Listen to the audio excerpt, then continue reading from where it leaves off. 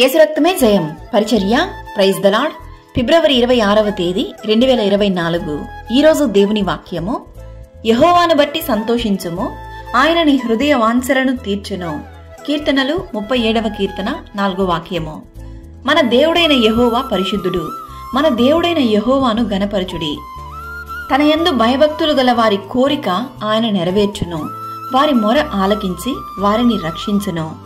ఈరోజు ఈ వాక్యం వింటున్న ప్రియ సహోదరి సహోదరులారా, దేవుడు మన జీవితంలో చేసిన మేలులను బట్టి, కుటుంబాన్ని బట్టి, సంఘాన్ని బట్టి, మనకిచ్చిన ఉద్యోగం, సంపాదన, పిల్లలు, మంచి ఆరోగ్యం, మంచి సమాధానకరమైనటువంటి జీవితం, వీటన్నిటినీ ప్రతిరోజు దేవుని సన్నిధిలో తలచి హృదయపూర్వకంగా దేవునికి కృతజ్ఞతాస్తుతులు చెల్లించి యెహోవాను బట్టి సంతోషించేదము.